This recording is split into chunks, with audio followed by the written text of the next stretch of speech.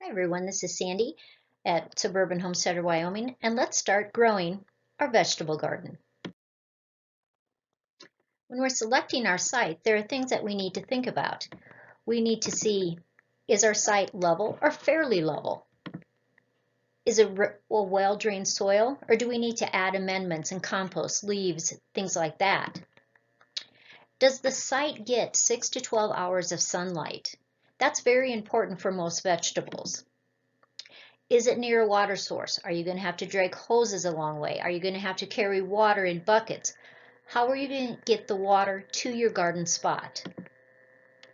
South facing is always warmer. If you get to choose how your garden is set up, if it's not already in existence, a south facing will always be warmer. It'll warm up earlier in the springtime, and that will help you. Avoid windy locations. Now, honestly, I live in Wyoming. This is a difficult thing to do, but we can do things to help block that wind, and we'll talk about those as we go along. Let's think before we start. This is why planning your garden on paper is so good. But you need to see, what does your family really like to eat? Do they like a lot of tomatoes? If they don't like tomatoes, why grow tomatoes? You don't have to grow things that your family will not eat. So I think it's important that we plan our garden so we know exactly what we need to produce. How will your produce be used? Are you going to can? Are you going to freeze? Are you just going to eat those vegetables fresh? That will make a difference on how many plants and how many things you do.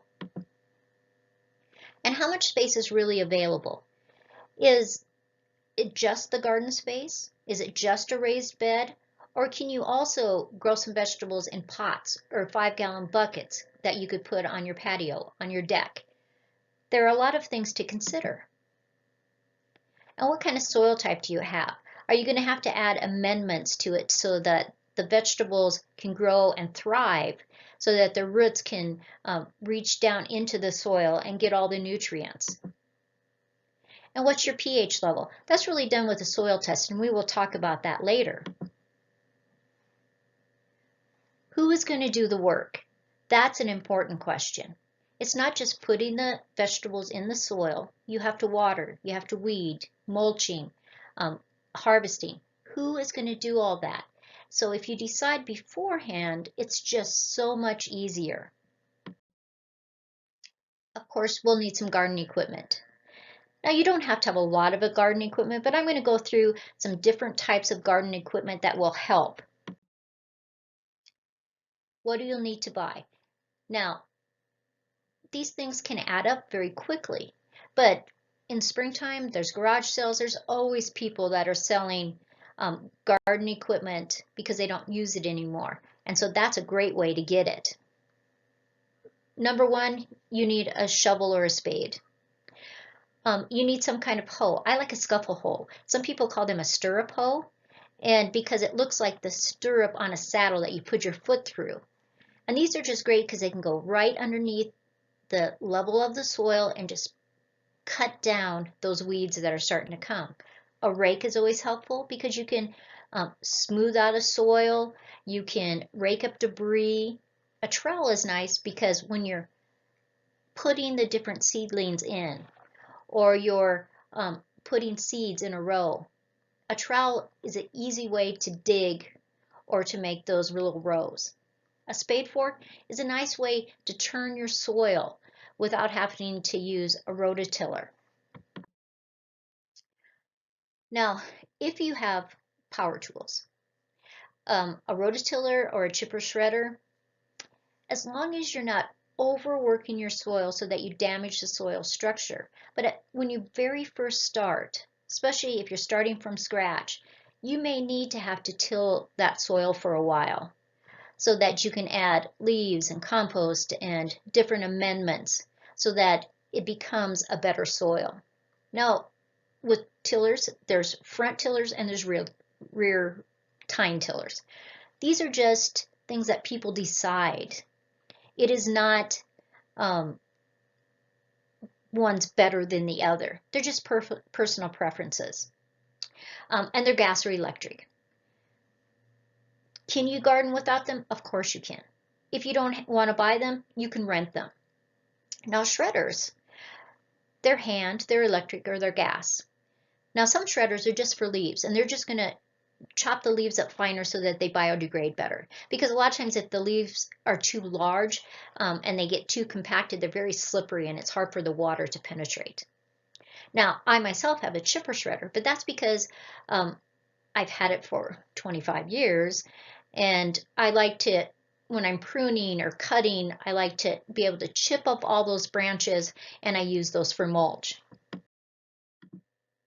Now, other tools you might need, wheelbarrow or cart to haul compost bags, potting soil, your vegetables. These both come in really handy. Hoses and sprinklers are great. Rain gauges. I like to place several rain gauges around my property. Why? Because sometimes trees, plants, houses, outbuildings get in the way depending on the direction that the rain is coming, and it doesn't give you an accurate amount. And that changes the amount I water based on how much rain I get in my rain gauges. Thermometers. It's nice to know when it's 104 degrees out there and you're still working away. So this is something I like to have. I also have a thermometer that is a probe that goes into the soil, and it gives me the temperature of the soil. This is nice because I need to know when my soil gets 60 degrees so I can start planting. Trellises and cages. These are to help plants, like tomato cages, help a tomato stay within the confinement so it doesn't flop on the ground and your tomatoes aren't getting dirty. Trellises are great for melons and squashes and cucumbers, peas and beans. They're just great to have. And it makes it so that that space is going up instead of using space inside your garden. Now a broad fork is a very wide fork that you stand on to push into the ground, has two handles, and then you pull it back after it's been pushed into the ground, and it just loosens up the soil. Other tools that you might just decide you want. Flat trays. These are great for when you're starting seedlings. Newspapers. You can make paper pots, and I'll have a link to the paper pots so that you can see how to make those. Pantyhose. Now, you might think that's really funny, but I like to use them on my cantaloupes. So my cantaloupes are growing up a fence or a trellis, and when they start to form, I wrap a pantyhose around it, hook it onto my trellis, and the pantyhose expands as the cantaloupe grows. But it makes it so it's off the ground, it's safe, and I've just really liked doing that. Some people use carpet. They'll have extra carpet, they'll cut it into strips, and they'll put that as their pathways so that the weeds don't come through there. It's an option. Shower curtains work good. You're changing your shower curtain out, keep it so if it's frosty in the springtime, you might cover that, make a little tiny mini hoop house with it. And so it's just a way not to have to throw things away. You can recycle them. Screens are nice. People are replacing windows, they have screens, and screens, because of the tiny holes, will filter the sun. And these are really great things to have if you have young seedlings or you have some seeds coming out of the ground and you really need to protect them from the heat of the sun. And so you can either put them on top or kind of angle it, and so that it blocks that heat of the sun. Now chairs, when you're working at 104 degrees, sometimes it's nice just to sit and rest and just look over your garden. But if you have some old chairs, it's really fun to put in your garden. Put a great big pot of flowers and just sit it on the chair seat. Plastic buckets, you can use so many ways. When you're carrying tools out to your garden, if you need to have extra space to grow things, plastic buckets with drainage holes, perfect. If you're making some teas, manure teas, or teas out of weeds, plastic buckets are the things to have. And when you're harvesting, you can put a lot of produce in plastic buckets. Now, soil test. Why is it important? You really need to do a soil test at least every 3 to 5 years. It tells you the nutrients, the pH. The pH has how acidy your soil is or how alkaline. Now here in Wyoming, we have very alkaline soils. In fact, when I first started my garden on our property, my soil was 8.2. That is incredibly high. But, you know, I made it work. Did the plants, they survived, they produced, but they did not thrive. It wasn't until I started adding more and more and more compost and leaves and straw and manures each year that I have really rich soil now. And the worms came. How to take a soil sample. So you have your garden space.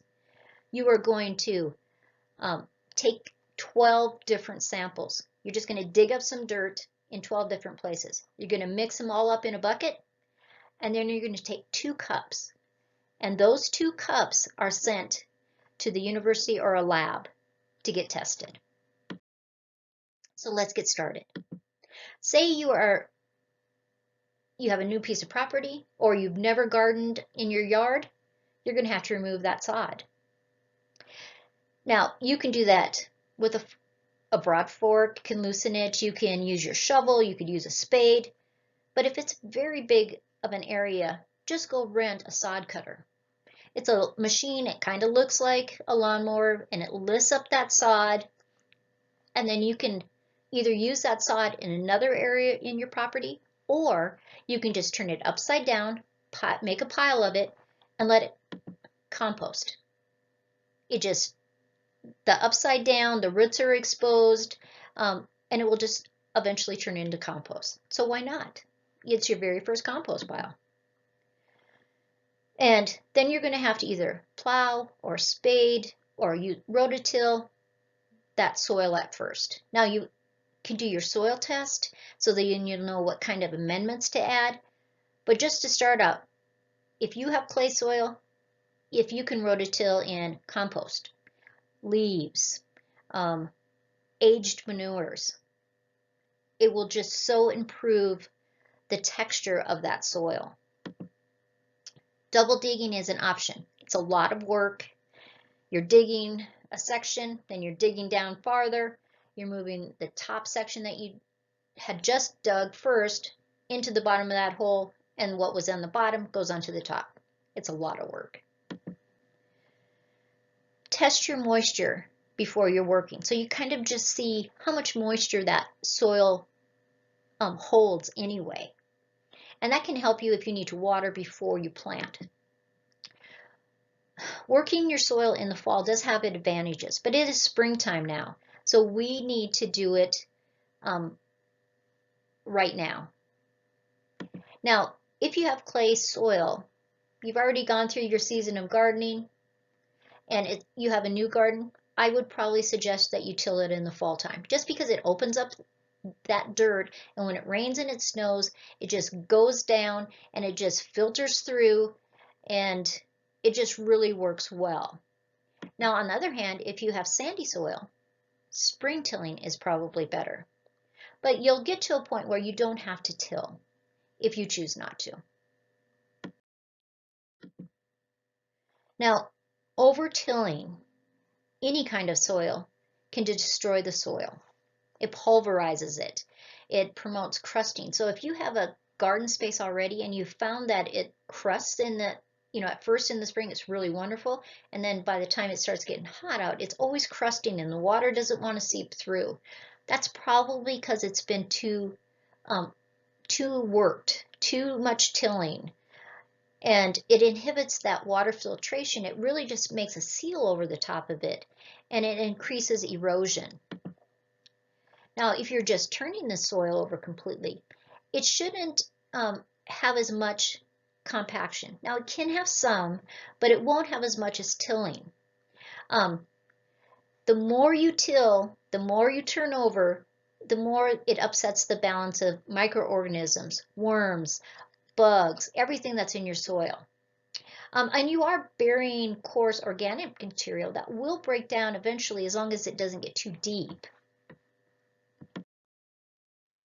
Now, when you're adding soil amendments, it's good to know when you should add those amendments. There are several these 4 that you should add 3 weeks, 2 weeks before, several weeks before. Slow release additive, aged manures, rock fertilizers, green manures. This way, it has time to work into the soil, to break down before you're actually adding your plants. Now, soluble fertilizers you can do just before or right when you plant. This would be like liquid fish emulsion. And you can either just put it on the soil just before you're planting, or once your plant is in the ground and you've pressed it around so that it's pushed down into the ground. Because I always like to take my hands and just firm it in. Adding like a liquid fertilizer, fish emulsion. This is the perfect time.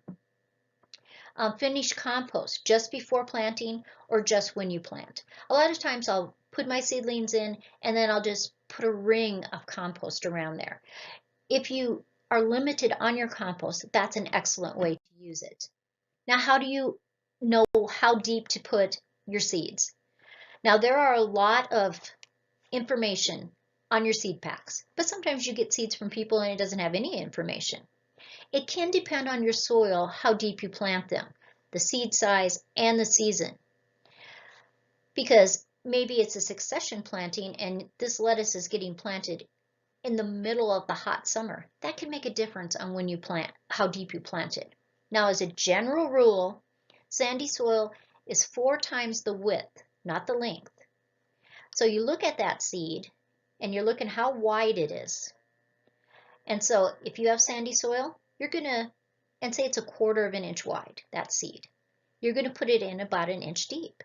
Now with a heavy soil, you can't put it that deep. It has to be farther up because that seed has to work so hard to get through the clay, heavy soils. So you're just gonna put it 2 to 3 times the width. With heavy soils, add some compost like we just talked about. Put a ring around it. That will help it. So when it gets watered, when it rains, that compost leaches in there and it helps stimulate and let that seed grow to its potential. Starting seeds inside. On my other PowerPoint video, we talked about starting seeds. I'll link that below. Now, seed starting soil, I have the asterisk because I don't use that other than as a top dressing on little tiny seeds that just need to barely be covered. I like to make up my own recipe. I use 1 part either potting soil or compost, 1/2 part vermiculite, and 1/2 part perlite. Now there's also perforated peat pellets. You just add water, it expands. There's cubes that do that. There's pop-up trays that they have the little discs in there. You add water and they expand. There's peat pots, but you can really use all kinds of different things to start your seedlings in. Like I like paper pots. I'll put the link below for how to make those. But don't throw away your milk cartons. Don't throw away your egg cartons, your yogurt, your margarine, things that you're going to throw away eventually. Why not give it a second life of recycling first before you throw them away? You're going to fill the mixture up 3/4 of the size of the container. Now, what I do, I mix up my seed starting, I put it in a big bucket or a tub, and I put water on there. And I literally let it sit for several hours because I want that water to really permeate all of it. Because the worst thing you can do is put some seeds in there and you had pockets of dried seed starting mix. And that seed is not going to thrive. It's not going to germinate because it's not getting the moisture that it needs. On a paper pot that I have right there, if I was sowing large seeds, I'd probably just put 1 or 2. But it just depends on the seeds and how much you can put in there right away. You want to make sure they're covered to the depth of the soil that your seed packet tells you. Some things are just on the surface. Some things are 1/4 inch down. Some things are pushed all the way down an inch or more. You're going to water it lightly because it's already damp, so you don't have to water it very much. You can cover it with plastic. You can cover it with little plastic lids that look like greenhouses, you can leave them. Unless a seed needs germination in the dark,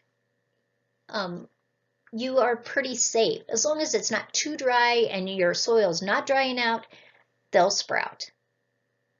It's always nice to have a slow fan going, just because there can be fungal diseases if there's not some air movement. Sometimes you'll find that little kind of white, it almost looks like mold onto your soil. I just scrape that off. It's totally okay. Just make your fan go a little bit stronger. Some people do put even sphagnum moss on top of the soil. It just helps hold that moisture. But those are choices. Use whatever you have. Now these are the plastic trays that we talked about earlier, and these are just styrofoam cups that have a drainage hole in them. And you can see all kinds of plants growing in there. Use what you have. Maybe you're going to directly sow those seeds into the soil. You want to check your soil temperature. It should be at least 60 degrees, the soil temperature. And that will make it so that those seeds will really germinate. And on a seed packet, a lot of times it'll tell you what the soil temperature needs to be between this. And a little soil temperature probe will help you with that. You can pre-sprout your seeds. There's a lot of people that do that.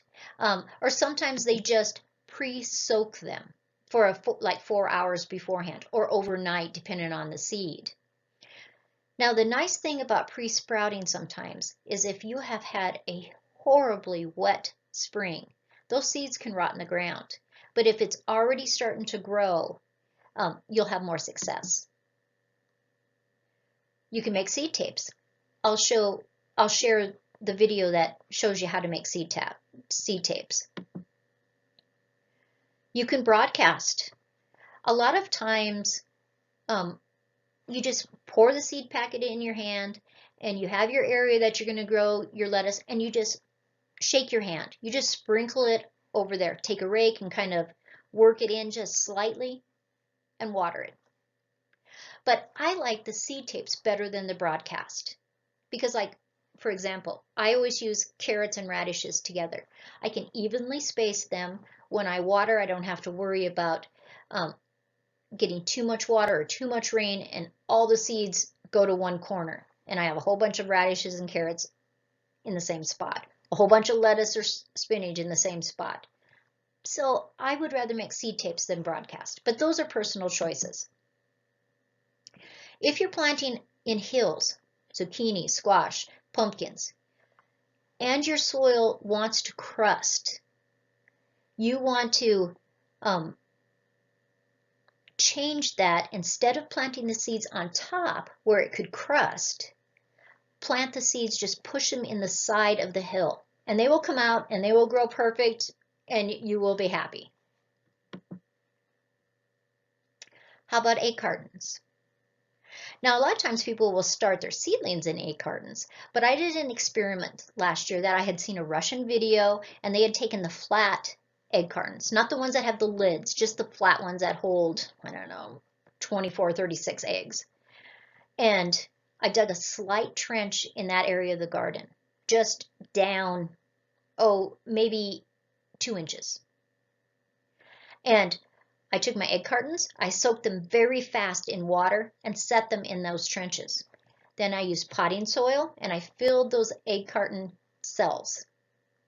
And then I planted a carrot in each one, a radish in each one. And it worked fantastically. The egg carton biodegrades during the summertime, and you just lift those up. You do have to be careful at first so they don't dry out. So I did put a row cover on top of that area for a while, just so that they could have a good start because of our wind and our sun. But it was really a great experiment, and I was really happy with it. I did some Swiss chard in it, and you don't have to do every single cell when you're growing something bigger. Skip some cells. It was really an interesting test. Saving seeds. Why do I save seeds? Now, every year I do buy seeds because I like to support seed companies, especially small seed companies. But it does help you to be self-sufficient. You save money if you're saving your own seeds.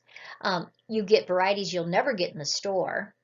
There are exchanges, seed saver exchanges that you can Google, and there's a lot of great ones. But you're saving open pollinated varieties. The thing to remember, you want to make sure those seeds are dry. I use envelopes because the paper, it will allow it to breathe. If there happens to be any moisture in those seeds that I was mistaken that they were dry enough, they can still finish drying in the paper. Where if you put them in a Ziploc bag, they can just mold in there. And I always mark them what they are. I like to write if the summer was hot and dry, if it was rainy and cool, and I put the date. I store them in a cool, dark place. I use a pantry, but you can use part of your basement, a closet, anything where it's cool and dark. These are ones that are very easy to save. Tomatoes, peppers, eggplants, peas, lettuce, soybeans, beans. There's a lot of things that are very easy to save. And most of them are a matter of just drying them and then putting them in your envelope. These ones are a little bit more difficult. Not that you can't do it, it's just a little, you just have to be more aware. Like a cucumber, if you just pick up the cucumber that it's ready, you're going to eat it, those seeds are not mature. So if it's a cucumber variety that you like, just leave one of the cucumbers, let it grow as big as it wants, just let it sit on the vine until the vine's done, and those seeds will mature in there, and those are the ones you're going to save. Same with melons, squash, and pumpkins. You have to make sure that is a completely mature plant. That pumpkin is completely mature, and maybe even, I would say, more mature than you would want to eat it. Then those seeds are perfect to save. Beets, onions, cabbage, carrots, radishes, you have to let them seed themselves. They will send up stalks. Radishes will do it in the first year a lot of times. But if you leave it in the ground and it hasn't, it will do it the second year. Same with all of these other ones. You need it to go to seed, so it has to stay in the ground till the second season. And then you save those seeds. Now, if you're transplanting, either you're growing your own seedlings or you've bought them at a nursery or a box store. When you're looking at a nursery or box store, you want your vegetables to be very stocky, healthy, no disease, good roots. And how do you know if it has good roots? You take it out of the container. Now, another thing I've found in nurseries is that sometimes when I've taken them out of the container, they've had slugs in there. Never buy those. In fact, don't buy any of those that were in that flat, because those slugs could have laid eggs already in there.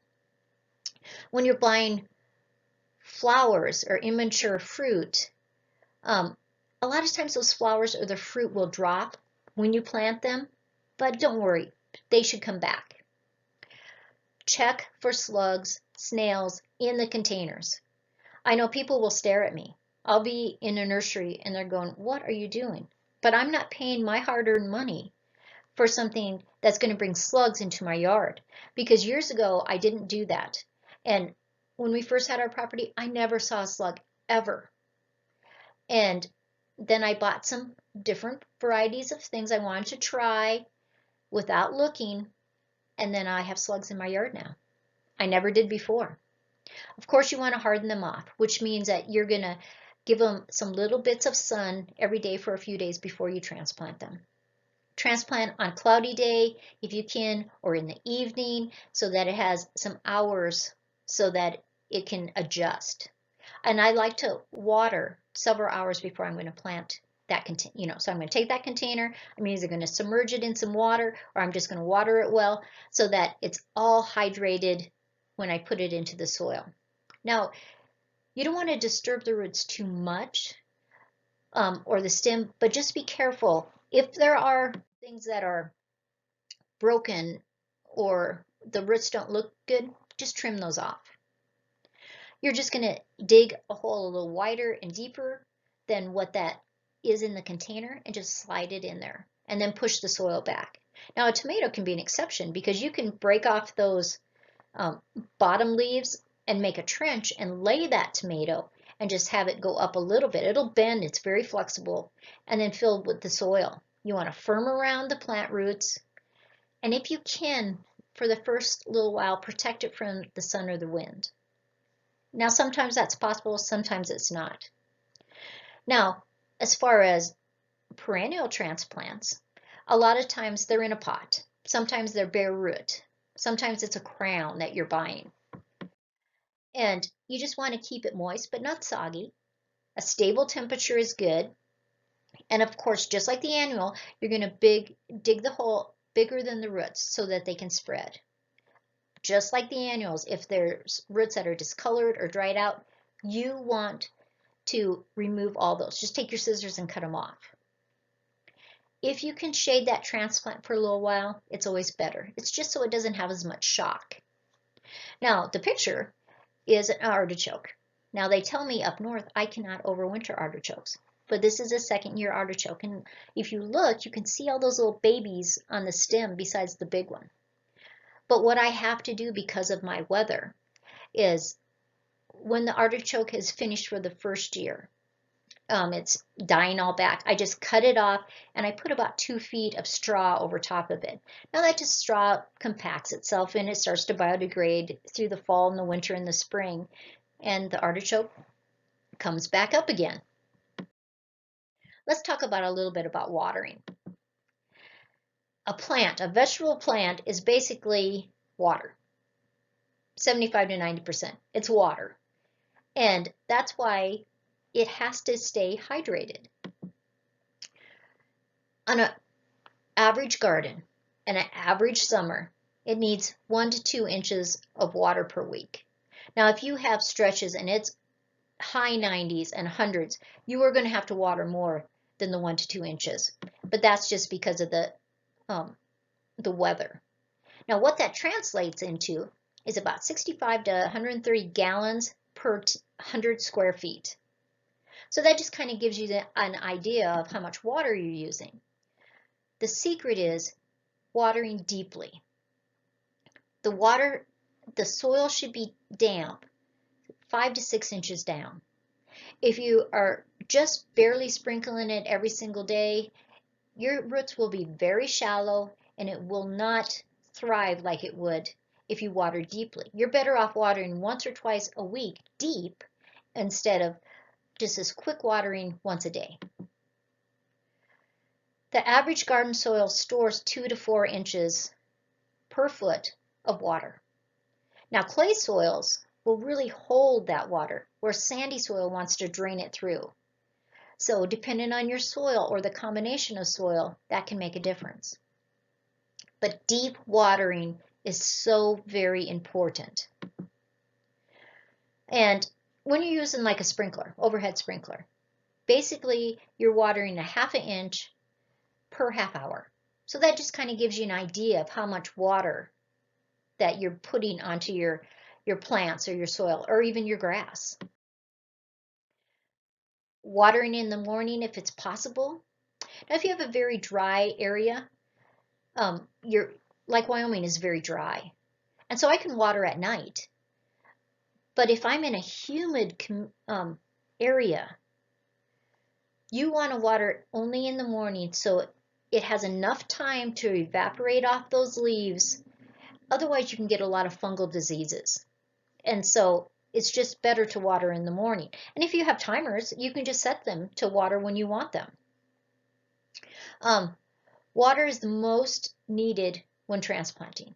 So that's why it's good to water your transplant, the pot that it's sitting in. A few hours before, if you can, or the day before, water that area where it's going to plant. It will just help it. Now, you can water in a lot of different ways. You can use trickle irrigation, soaker hoses, just by hand, overhead sprinklers, or systems that emit. It's on a timer. Those are just choices that all of us make. Now, clay soil, which I have, it holds water, but those particles are so tiny, those clay particles, that it doesn't want to give the water back to the plants. And so that's why we add a lot of organic matter. When we add a lot of organic matter, things come in. Microbes, worms, bugs, creatures, they make spaces. And those roots go through those spaces, and then they can collect more moisture. And it improves how much water is actually in your soil. Of course, you can mulch. You can mulch with leaves, with straw, with wood chips. Some people use black plastic, and it holds the moisture in. If you can shade your vegetable garden in the afternoon, it will hold more moisture. Like here in Wyoming, our hottest part of the day is basically about 4 o'clock in the afternoon. It is extremely hot. So when that sun is coming over, I like to have my trellises or my fences on the northwest side because it will block a lot of that intense heat and some of that wind that we get. Because the wind, when it blows across the soil, it captures moisture and it takes it with it. Fertilizing. There are things in your vegetable garden that are very heavy fertilizers. There are ones that don't take very much fertilizer at all. So you need to know what's your soil. So that's one of the reasons why you test your soil. What kind of fertilizer do you like to use? Personally, I love homemade compost and I love fish emulsion. They're just things I like to do. I get to control the mixture. And so when I'm feeding my tomatoes, I am giving it much more fertilizer than I would a carrot or a pepper or a potato or onion because they don't need as much. And so knowing your vegetables and knowing your fertilizers, you work together to get the best produce. Now weeds. What can I say about weeds? There's weeds, weeds, weeds, weeds, weeds. And I would be a millionaire if all the times people would say, how do I get rid of my weeds? And I look at them and I say, you pull them. But they don't want to pull them. They don't want to take that time. But that's the way you get rid of weeds, is you pull them, because I garden organically. I don't garden using chemicals. Now, you have to make sure your weeds do not go to seed, because those seeds are viable up to 7 years. So many of them are up to 10 years, 20 years, 30 years, that they'll sit in that soil till the temperatures and the moisture is perfect and they will come up again. So if you can get them when they're very small, it's so much easier. But overwatering your garden, you will get more weeds because your vegetables can only absorb X amount of water. The rest of the water is going to go to the weeds. So you just have to make sure you're not overwatering. If all of a sudden you see a lot of weeds, you've had a lot of rain, you've had a lot of water and you've been doing, just cut back and you will see a difference. But a lot of weeds are edible. Dandelions, mustards, docks, lamb's quarter.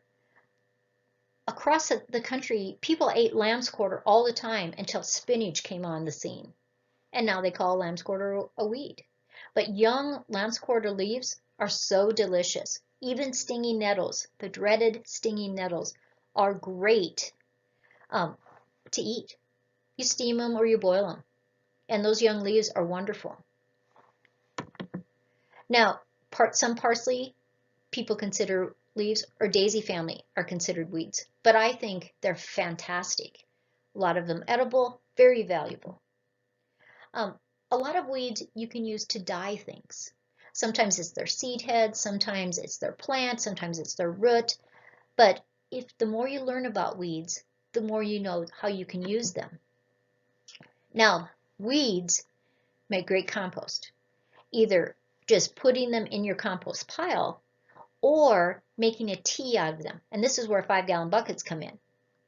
And so you can chop down all kinds of weeds, just smash them in that 5-gallon bucket and fill them with water and let them steep for a week or two in the hot sun. It will make a fabulous fertilizer because it draws out all the nutrients, because a lot of weeds have long tap roots, and so they bring up a lot of nutrients and mineral elements from the soil deep down. And so why not use those? They're a great source of nitrogen. So before you spray, think about those weeds. And those long tap roots literally can go to the subsoil and just pull out all kinds of stuff. So why not use those minerals and elements that they pull up and put it back into your garden? Now, you can pull, they pull nutrients and water from the soil. So if you have too many weeds, they're taking the water and the nutrients away from your plants, and that is not a good thing. You want to turn them under before they flower, or cut them, remove them when they're small. This is when a scuffle hoe is perfect, because it'll just go under that soil layer and just pick those little weeds up. Make sure it's not too wet, because you can damage the soil, and especially with the clay. So just be careful. But if you go out to your garden, just wander around, if you're doing that continuously, the weeds will not get ahead of you. And it's very relaxing. I always tell my husband, weeding is better than therapy and cheaper. I like to weed early in the morning when it's cool, or later at night. In the middle of the hot sun, it is not fun pulling weeds. Plus the soil has dried some during the day, and it's harder to get them up. But if you mulch, if you plant very closely together, like peppers love touching each other's leaves, it stimulates them to grow more. And the more those plants, when mature, are covering the soil, the light's not getting to the soil, the less weeds you have. If you plant cover crops in the fall, this will help with weeds. Some people even mow between the rows. The rows are very wide, and they just take a lawnmower and mow them down. Totally up to you. And that goes into intensive gardening. Why waste space where you can really put another plant there? You have less weeds, but you do have to plan. This is why my other PowerPoint, Getting Started with Your 2020 Garden, talks about planning your garden. Because if you know how many plants you can put in a specific space, in a specific unit of space, you can grow so much more. How do these plants interact with each other? Some plants like tomato. Peppers like tomatoes, and onions like tomatoes. But onions and peppers do not like each other. So you just have to be mindful when you go to do it. So, are those plants shade tolerant?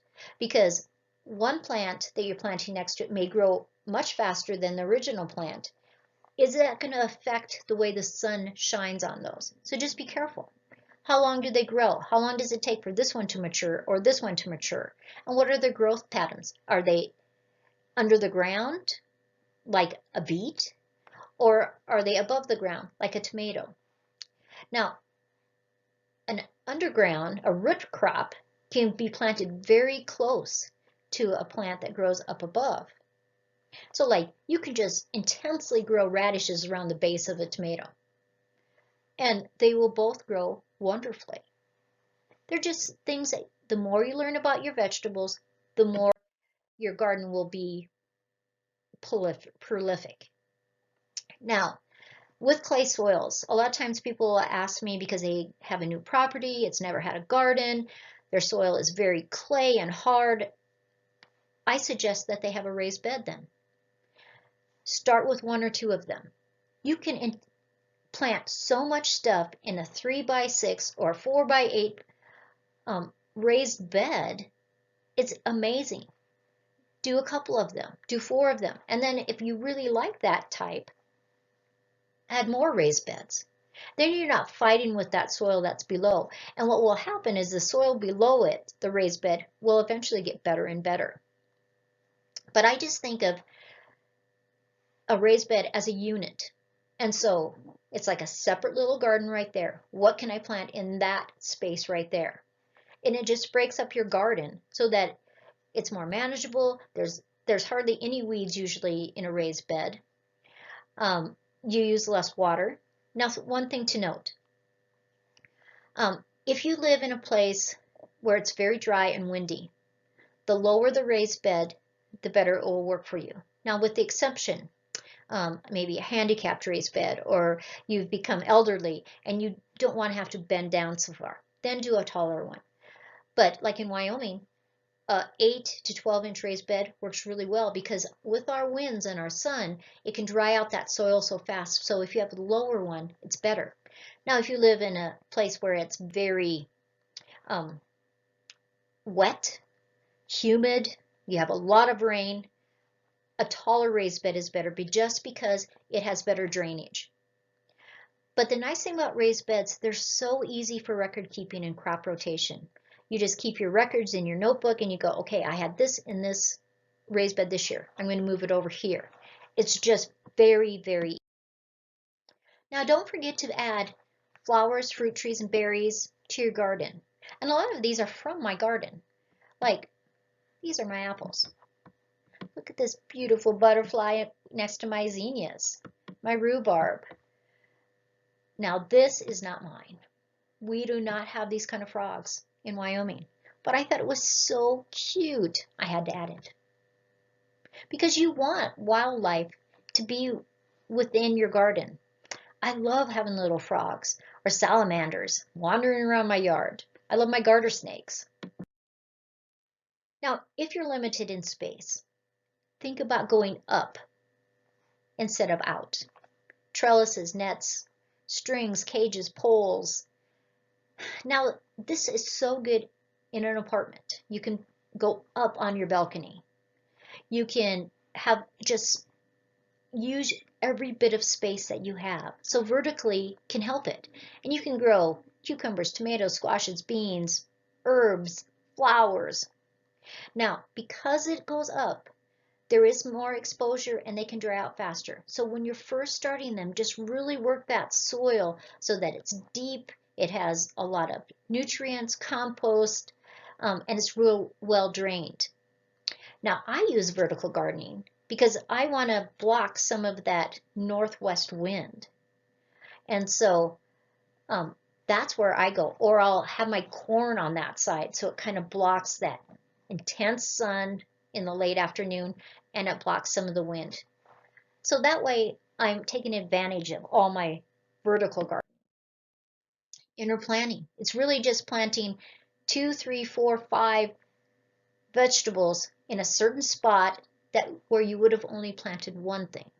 Three sisters is pumpkins, corn, and pole beans. And pumpkins can be squash, any kind of squashes too. I always plant my carrots with my radishes because the radishes come up fast.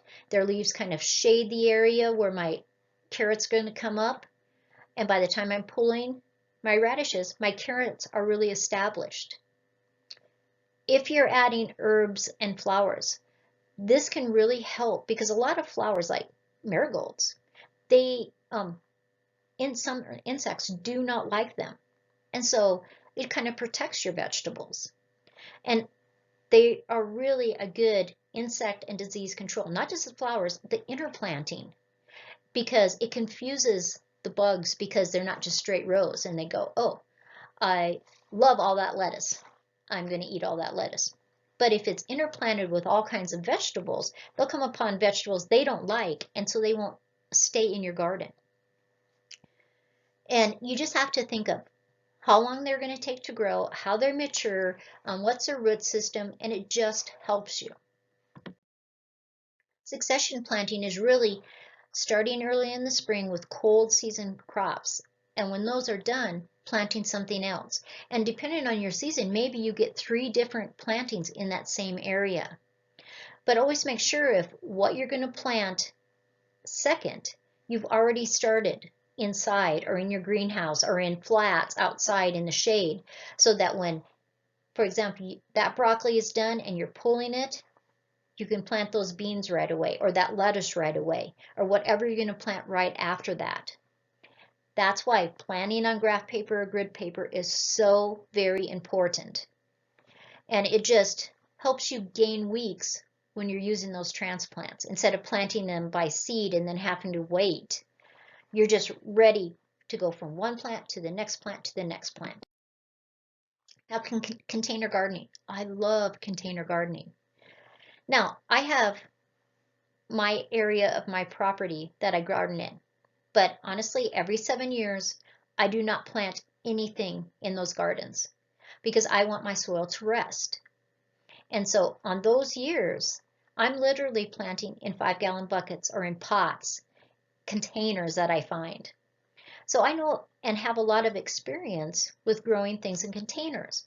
So I know that apartment dwellers, if you have patios, if you have decks, if you have a short season, use those 5-gallon buckets. Use buckets that you get from the bakery at your local store, because they throw those frosting buckets away. So why not ask them for those food grade buckets, put some drainage holes in there, and use them. Now, a lot of people will recommend dwarf or miniature varieties. I plant whatever I want. I plant potatoes, full-size tomatoes, lettuces, peppers, anything I would have grown in my garden, I'm growing in those buckets. Now, sunlight does determine, because certain things would like some shade during the day. My tomatoes, they want to be in full sun all day long. But like my cabbages, when I'm growing them in my buckets, I make it so that they have really good sun till like 2 o'clock in the afternoon, and then they go into the shade and they really like it. So the sunlight just determines what you're going to plant in there.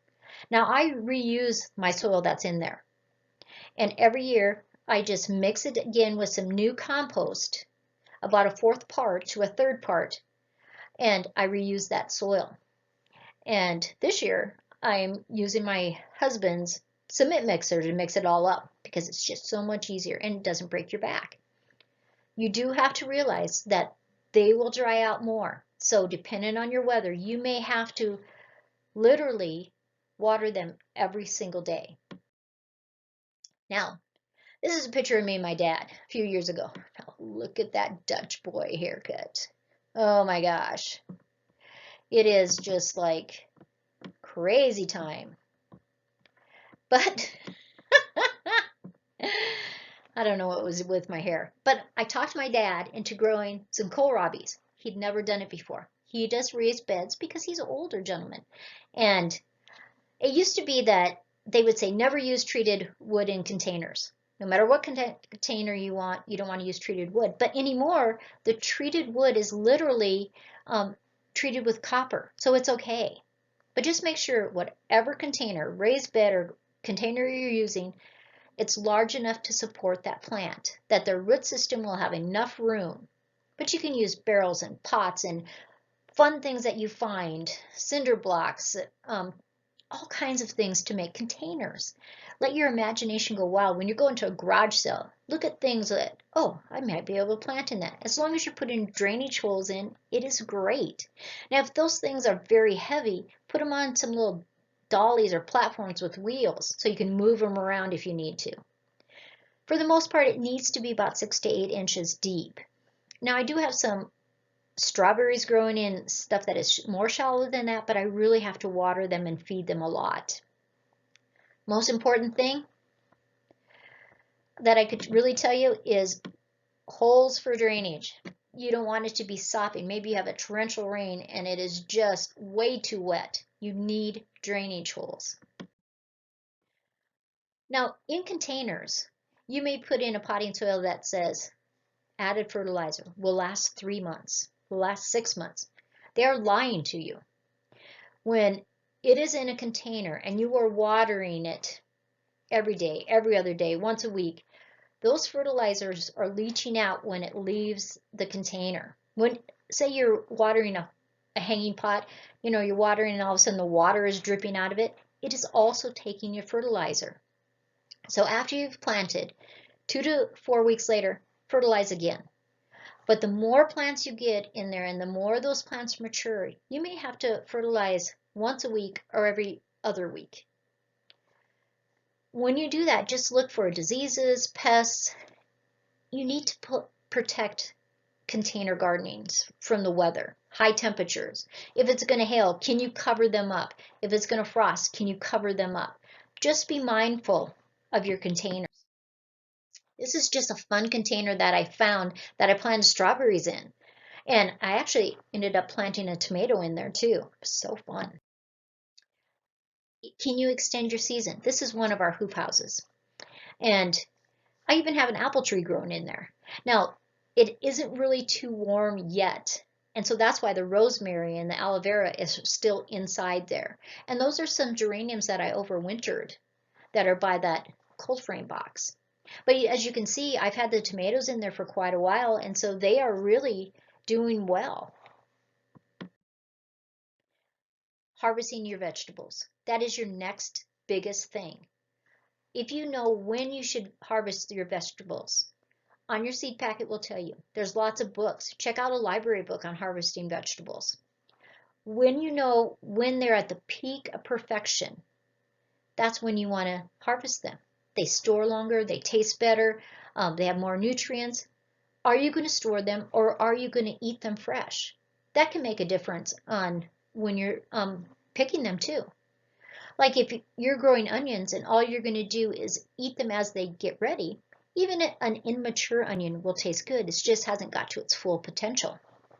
Now, on an onion, see right there where the stem is, where it meets the bulb? When you're harvesting onions, they should be really soft right there, and some of the leaves should have started to die back. Then you know it's a perfect time to harvest. So I braid my onions and I keep them in a pantry and they last and last. In fact, last year I had onions all the way till August. So I was about starting to harvest onions when I was using the last of my other onions. And I just keep track of them. If one of them wants to start to sprout in the pantry, I just make sure I'm using that right away. Some people do replant ones that start to grow so that they can get the seed from that onion. And this is Sandy at Suburban Homesteader. I hope you enjoyed this video. I hope you learned some things about vegetable gardening. I think it is so important in the times and life that we live right now that we can really just step up and meet the needs of our family, our friends, and our neighbors. So this is Sandy at Apple Cottage. I am Suburban Homesteader, Wyoming. And check me out on YouTube and Facebook. I'll see you soon.